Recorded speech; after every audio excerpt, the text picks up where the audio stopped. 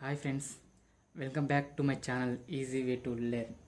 Friends, అర్థమెటిక్ని traditional పద్ధతి use చేయకుండా ఫార్ములా వాడకుండా నేర్పిద్దామని చెప్పేసి నేను వీడియో చేస్తున్నాను. ఫ్రెండ్స్, ఈ వీడియోలో ఒక 5 క్వశ్చన్స్ మీకు డెమో చూపిస్తా. ఫ్రెండ్, ఫస్ట్ క్వశ్చన్ వచ్చేసి కాంపౌండ్ ఇంట్రెస్ట్ గురించి. ఫ్రెండ్స్, క్వశ్చన్ ఏంటంటే, ఒక వ్యక్తి 20,000 రూపీస్ని 10% రేట్కి 3 ఇయర్స్ టైంకి ఇంట్రెస్ట్గా తీసుకుంటాడు. ఫ్రెండ్స్, ఆ 3 ఇయర్స్ తర్వాత ఇంట్రెస్ట్ ఎంత అవుద్దో మనం క్యాలిక్యులేట్ చేయాలి. కాంపౌండ్ ఇంట్రెస్ట్లో ఇంట్రెస్ట్ మనం ఇయర్లీ క్యాలిక్యులేట్ చేయాలి. ఈ క్వశ్చన్లో క్వార్టర్లీ ఉంటుంది, యాన్యువల్లీ, హాఫ్ ఇయర్లీ కూడా ఉంటుంది. మనం మాత్రం ఈ లెక్కలో ఇయర్లీ క్యాలిక్యులేట్ చేసుకున్నాం. 10% రేట్ మనం ఫ్రాక్షన్లో రాసుకుంటే 1/10. ఫ్రెండ్స్, ఈ 10 అనేది ప్రిన్సిపల్కి ఈక్వల్గా అవుతుంది, ఈ 1 అనేది ఇంట్రెస్ట్కి ఈక్వల్ అవుతుంది. మనకు అమౌంట్లో ప్రిన్సిపల్ ఉంటుంది, ఇంట్రెస్ట్ ఉంటుంది. ఇక్కడ ప్రిన్సిపల్, ఇంట్రెస్ట్ రెండు కలిపితే 11. ఫ్రెండ్స్, ప్రిన్సిపల్, ఇంట్రెస్ట్ రెండు కలిపితే 11 అనేది మనకి అమౌంట్. ప్రిన్సిపల్ అనేది 10 యూనిట్స్ అయితే అమౌంట్ అనేది 11 యూనిట్స్ ఒక 1 ఇయర్కి. అలాగే సెకండ్ ఇయర్ 10, 11, థర్డ్ ఇయర్ 10, 11. ఈ మూడింటికి క్యూబ్ చేస్తే 1000 యూనిట్స్. ప్రిన్సిపల్ అనేది 1000 యూనిట్స్గా కన్సిడర్ చేస్తే ఈ మూడింటిని క్యూబ్ చేస్తే 1331. ఇది అమౌంట్. అమౌంట్లో ప్రిన్సిపల్ ఉంటుంది, ఇంట్రెస్ట్ ఉంటుంది. ఈ ప్రిన్సిపల్ 1000 యూనిట్స్ కన్సిడర్ చేస్తే రిమైనింగ్ 331 అనేది ఇంట్రెస్ట్. మనం ఈ 20,000ని 1000 యూనిట్స్కి ఈక్వల్ అవుతే 331 అనేది ఎంతకి ఈక్వల్ అవుతుందో అదే ఆఫ్టర్ 3 ఇయర్స్ తర్వాత వచ్చే మనకి ఇంట్రెస్ట్. 1000 యూనిట్స్లో ఈ 3 zeros ఈ 3 zeros కట్ చేస్తే 1 = 20. 1 యూనిట్ = 20 అయితే 331 × 20 యూనిట్స్ = 0.2660. ఇది 3 ఇయర్స్ తర్వాత కాంపౌండ్ ఇంట్రెస్ట్ 20,000 మీద 10% రేట్కి ఆ వ్యక్తి పే చేసే interest 6620 without formula, traditional method లేకుండా. అర్థం చేసుకొని ప్రాక్టీస్ చేయండి. ఫ్రెండ్స్, రెండో క్వశ్చన్ పార్ట్నర్షిప్ గురించి. ఏ, బి అనే ఇద్దరు వ్యక్తులు బిజినెస్ స్టార్ట్ చేస్తారు. ఫ్రెండ్స్, ఏ ఇన్వెస్ట్మెంట్ బి ఇన్వెస్ట్మెంట్ కంటే 375 రూపీస్ ఎక్కువగా ఇన్వెస్ట్ చేస్తాడు. ఏ బిలది టైం అనేది ఏ 8 మంత్స్ ఉంటే బిది 4 మంత్స్ ఉంటాడు ఆ బిజినెస్లో. వాళ్ళిద్దరికి వచ్చిన ప్రాఫిట్ 125 రూపీస్. ఈ 125 రూపీస్లో ఏ అనేవాడు 75 రూపీస్ ఎక్కువగా ప్రాఫిట్ తీసుకుంటాడు బి కంటే. ఈ క్వశ్చన్లో మనం చేయాల్సిన ఆన్సర్ ఏంటంటే, ఏ ఇన్వెస్ట్ చేసిన మనీ ఎంత, బి ఇన్వెస్ట్ చేసిన మనీ ఎంత. ఫ్రెండ్స్, ఈ క్వశ్చన్ని మనం రేషియో మెథడ్ ద్వారా ఆన్సర్ చేద్దాం. ఏ ప్రాఫిట్ వచ్చేసి 75 రూపీస్ మోర్ దెన్ బి అన్నారు. టోటల్ ప్రాఫిట్ 125 రూపీస్లో ఆల్రెడీ ఏకు 75 రూపీస్ మోర్ దెన్ ఉంది, అంటే రిమైనింగ్ 50 రూపీస్లో బికి 25 రూపీస్, ఏకు 25 రూపీస్. ఇప్పుడు వీళ్ళ ప్రాఫిట్ రేషియో అనేది వీళ్ళకి ఏది 100 రూపీస్, బిది 25 రూపీస్. ఇప్పుడు ప్రాఫిట్ రేషియో వచ్చేసి 1:4. A/Bలది ప్రాఫిట్ రేషియో 4:1లో ఉంది. ఫ్రెండ్స్, వీళ్ళ టైం పీరియడ్ వచ్చేసి A/Bల టైం పీరియడ్ A 8 months ఉంటే B 4 months ఉన్నారు.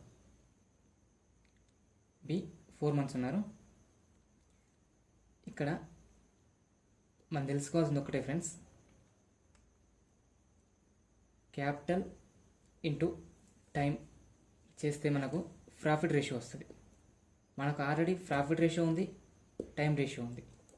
మనకు కావాల్సింది క్యాపిటల్ రావాలి అంటే టైంని, ప్రాఫిట్ రేషియోని టైంతో డివైడ్ చేయాలి. మనకు ప్రాఫిట్ రేషియో A/Bలది ప్రాఫిట్ రేషియో 4:1 ఉంది, టైం రేషియో 8:4 ఉంది. డివైడ్ చేస్తే ఏది 4/8, బిది 1/4. దీన్ని డివైడ్ చేస్తే 4 1 4 2, 1/2 ఏది, 1/4 బిది. ఈ ఫ్రాక్షన్లో ఉన్న వాటిని పర్సంటేజెస్ రాసుకోవాలి. 1/2 అనే దాన్ని మనం 50% అనుకుంటాం ఫ్రెండ్స్. 1/4 అనే దాన్ని మనం 25% కింద కన్సిడర్ చేస్తాం. ఏది 50%, బిది 25%. వీటిని కట్ చేసుకుంటే 25 1s are 25 2s are. A/Bల క్యాపిటల్ రేషియో 2:1లో ఉంది. వీరిద్దరి మధ్య డిఫరెంట్ వచ్చేసి 1 యూనిట్. 1 unit different. మనీలో 375 రూపీస్ ఎక్కువగా ఏ పెట్టాడు ఇన్వెస్ట్మెంట్. బి కంటే ఏ 1 యూనిట్ ఎక్కువగా ఉన్నాడు, మనీ విషయంలో మాత్రం 375 రూపీస్ ఎక్కువగా ఉన్నాడు. అంటే 1 unit is equal to 370 rupees. 370 rupees అంటే ఏది, బిది. ఈ రెండింటి వీళ్ళిద్దరిది మనం ఎంత ఇన్వెస్ట్ చేశారో కనుక్కోవాలంటే 1 యూనిట్ ఈజ్ ఈక్వల్ 375 అని తెలిసింది కాబట్టి, బి క్యాపిటల్ రేషియో 1 కాబట్టి బిది 375 రూపీస్ ఇన్వెస్ట్ చేశాడు. ఏ అనేవాడు 2 యూనిట్స్ కాబట్టి 750 రూపీస్ వాడు ఇన్వెస్ట్ చేశాడు. ఓకే ఫ్రెండ్స్, ఫార్ములా లేకుండా, ట్రెడిషనల్ మెథడ్ యూజ్ చేయకుండా.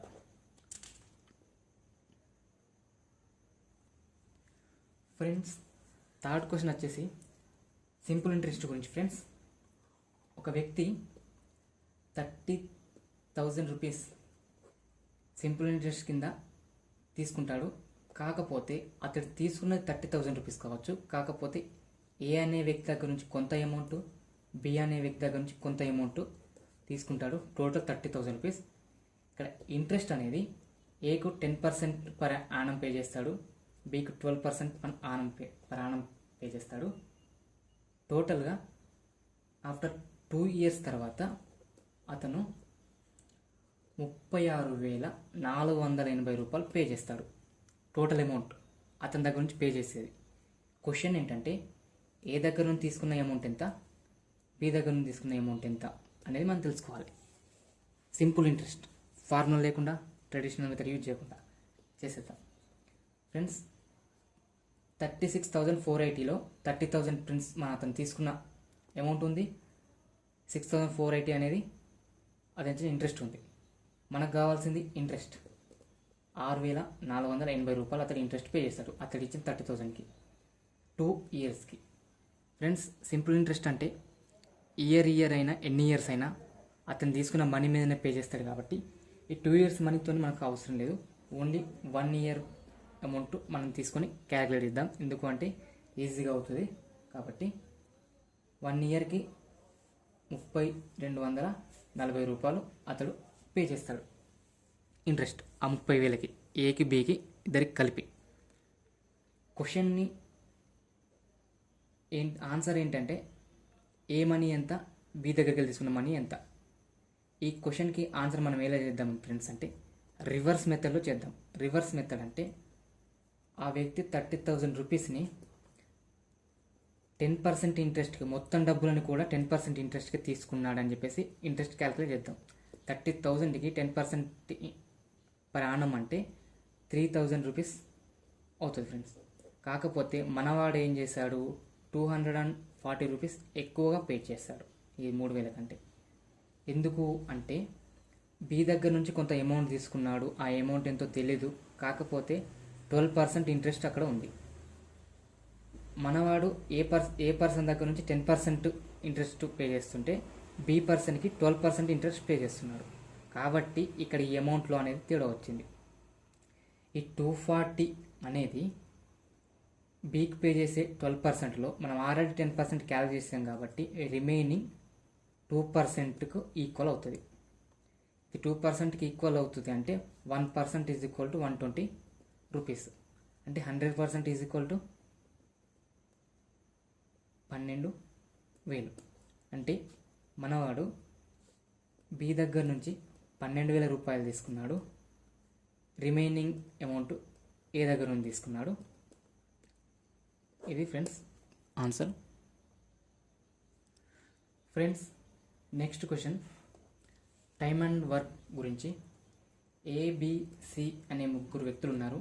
ఒక పనిని ఏ ఇండివిజువల్గా 10 days చేస్తే, బి ఇండివిజువల్గా 12 days చేస్తే, సి ఇండివిజువల్గా 15 days చేశాడు. క్వశ్చన్లో ఏ బిలు ముగ్గురు కలిసి ఆ వర్క్ని ముగ్గురు కలిసి స్టార్ట్ చేస్తారు. ఏ ప్లస్ బి ప్లస్ సి ముగ్గురు కలిసి స్టార్ట్ చేస్తారు. కానీ ఏ అనేవాడు 2 days వర్క్ చేసి వెళ్ళిపోతాడు, ఆఫ్టర్ 2 days వెళ్ళిపోతాడు. సి అనేవాడు కంటిన్యూ అవుతాడు వర్క్లో. బి అనేవాడు ఆ వర్క్ కంప్లీట్ కావడానికి 1 day ముందు ఆ వర్క్ నుంచి లెఫ్ట్ అయిపోతాడు. కాబట్టి ఈ టోటల్ వర్క్ ఎన్ని డేస్లో కంప్లీట్ అవుతుంది అనేది క్వశ్చన్. టోటల్ వర్క్ ఎన్ని డేస్లో కంప్లీట్ అవుతుంది అనేది క్వశ్చన్. ఏ ఇండివిజువల్గా చేసేది 10 days, బి ఇండివిజువల్గా చేసేది 12 days, సి ఇండివిజువల్గా చేస్తే 15 days పడుతుంది టైం. కాబట్టి టోటల్ వర్క్ వచ్చేసి 60 యూనిట్స్ ఫ్రెండ్స్. 60 అనేది ఈ మూడిటి ఎల్సిఎం. 60 యూనిట్స్ని మన వాళ్ళు ఏ ఒక్కరోజు 6 యూనిట్ల వరకు, బి ఒక్కరోజు 5 యూనిట్ల వరకు, సి ఒక్కరోజు 4 యూనిట్ల వరకు చేస్తారు ఫ్రెండ్స్. ఇక్కడ ఈ టోటల్ వర్క్ ఏ ఆఫ్టర్ 2 days లెఫ్ట్ అయిపోతే, బి 1 day బిఫోర్ లెఫ్ట్ అయిపోతే, సి కంటిన్యూ అయితే టోటల్ వర్క్ ఫినిష్ కావడానికి ఎన్ని డేస్ పడుతుంది అనేది క్వశ్చన్. కాబట్టి టోటల్ 60 యూనిట్స్ వర్క్లో మన వాళ్ళు వర్క్ స్టార్ట్ చేశారు. ఆఫ్టర్ 2 daysకి ఏ అనేవాడు లెఫ్ట్ అయిపోతాడు. అంటే స్టార్టింగ్ 2 days ముగ్గురు కలిసి వర్క్ చేస్తారు. 1 dayకి ఒక్కొక్కరి యూనిట్ వర్క్ ఇంతుంది. 1 dayలో ముగ్గురు కలిసి చేస్తే 6, 4, 10, 15, 10, 15, 15. 1 dayలో ముగ్గురు కలిసి 15 యూనిట్స్ వర్క్ చేస్తే 2 daysలో 30 యూనిట్స్ వర్క్ చేస్తారు. 2 days 30 యూనిట్స్ వర్క్ చేశారు. రిమైనింగ్ 30 యూనిట్స్ వర్క్ ఉంది. ఏ అనేవాడు లెఫ్ట్ అయిపోయాడు. ఈ 30 యూనిట్స్ వర్క్ని బి మరియు సి మాత్రం చేయాలి. కాకపోతే బి అనేవాడు 1 day ముందు లెఫ్ట్ అయిపోయాడు, వర్క్ కంప్లీట్ కావడానికి 1 day ముందు లెఫ్ట్ అయిపోయాడు. కాబట్టి ఆ 1 day చేసింది ఒక్కడే, సి అనేవాడే ఒక్కడు చేశాడు. సి ఒక్కరోజు చేసే కెపాసిటీ ఏంది 4 యూనిట్ల వరకు. అంటే లాస్ట్ డే రిమైనింగ్ ఉంది 4 యూనిట్ల వరకే ఉంది. కాబట్టి సి ఈజీగా 1 day చేసేసి కంప్లీట్ చేసేసాడు వర్క్. కాబట్టి సి లాస్ట్ డే చేసింది 1 day చేసింది 4 యూనిట్లు, రిమైనింగ్ 26 యూనిట్స్ ఉన్నాయి. ఈ 26 యూనిట్స్ని బి మరియు సిలు కలిసి చేశారు. బి ఒక్కరోజు వరకు 5 యూనిట్లు, సి ఒక్కరోజు వరకు 4 యూనిట్లు, టోటల్ కలిపితే 9 యూనిట్లు. ఈ 9 యూనిట్ల వర్క్ డైలీ కన్జ్యూమ్ చేస్తారు. కాబట్టి ఈ 9 యూనిట్ల వరకు ఈ 26 యూనిట్స్ కన్సిడర్ చేయడానికి వాళ్ళకి ఎన్ని రోజులు పట్టింది అంటే 2 days 8/9. ఇది బీసీకి ఈ 26 వర్క్స్ కంప్లీట్ చేయడానికి ఇంత టైం పట్టింది. ఏ ప్లస్ బి ప్లస్ సిలు ఫస్ట్ 2 days చేశారు.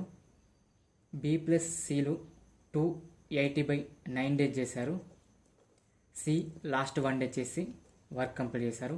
టోటల్ వర్క్ వచ్చేసి 5 days 80/9 daysలో కంప్లీట్ అయింది ఫ్రెండ్స్.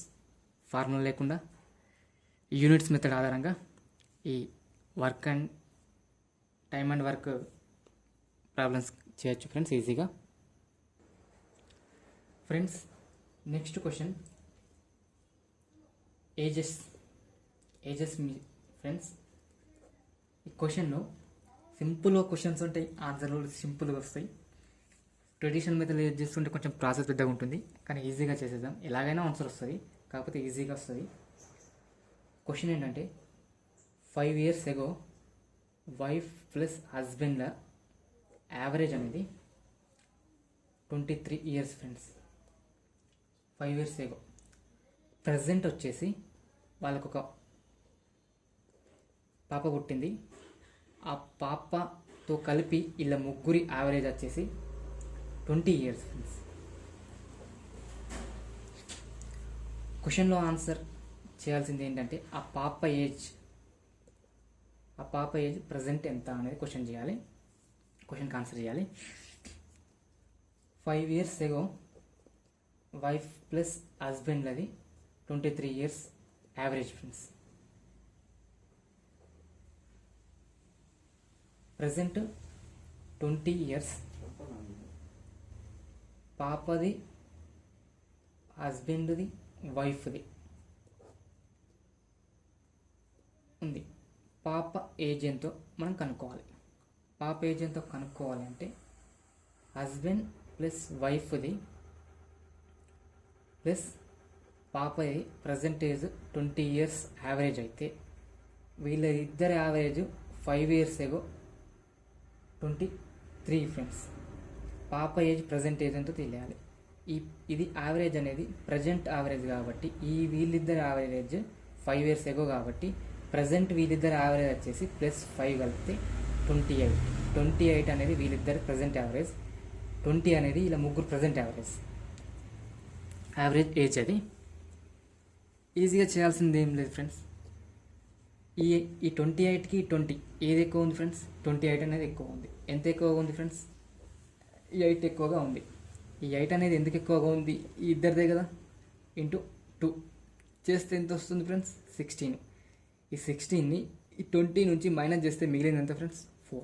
ఆ 4 పాప ప్రజెంట్ ఏజ్ ఫ్రెండ్స్. ఇందులోనే ఇంకొక చిన్న ప్రాబ్లం చేద్దాం. 3 years ago 5 members ఉన్న ఒక ఫ్యామిలీ యావరేజ్ వచ్చేసి 3 years ago 5 members ఉన్న ఒక ఫ్యామిలీ యావరేజ్ వచ్చేసి 17 years ఫ్రెండ్స్. ప్రజెంట్ వచ్చేసి ఆ 5 members ప్లస్ వాళ్ళకు ఒక బేబీ ఉంది ప్రజెంట్, అయినా కానీ వాళ్ళ యావరేజ్ 17 years ప్రజెంట్. కాబట్టి బేబీ ప్రజెంట్ ఏజ్ ఏంటో మనం కనుక్కోవాలి ఫ్రెండ్స్. 5 members ఉన్న family average 3 years ago 17 plus present ఆ బేబీ యాడ్ అయింది కాబట్టి వాళ్ళతో పాటు అయినా కూడాను 17 years ఉంది. ఈ బేబీ ఏజ్ ఎంత అని మనం కనుక్కోవాలి. ఈ 17 years baby plus 5 members present averages. ఈ 5 members ఈ 17 అనేది 5 membersది 3 years ago యావరేజెస్. అంటే ప్రజెంట్ ఎంత ఉంటుంది ఫ్రెండ్స్? 3 years కలిపితే 20 years అనేది ప్రజెంట్ ఈ 5 members యావరేజెస్. ఈ 20 ఈ 17కి కంపేర్ చేస్తే ఇక్కడ ఎంత ఉంది ఫ్రెండ్స్? 3 తక్కువగా ఉంది. 3 అనేది తక్కువగా ఉంది. ఈ 3 అనేది ఈ 5 membersతో ఇంటూ చేస్తే వచ్చే ఆన్సర్ 15. ఈ 15ని ఈ 17 నుంచి మైనస్ చేస్తే వచ్చే ఆన్సర్ 2. బేబీ ప్రజెంట్ ఏజ్ వచ్చేసి 2. ఈజీగా చేయండి ఫ్రెండ్స్. నచ్చితే లైక్ చేయండి. నెక్స్ట్ వీడియో కోసం ఏ వీడియో కావాలనేది కామెంట్ చేయండి.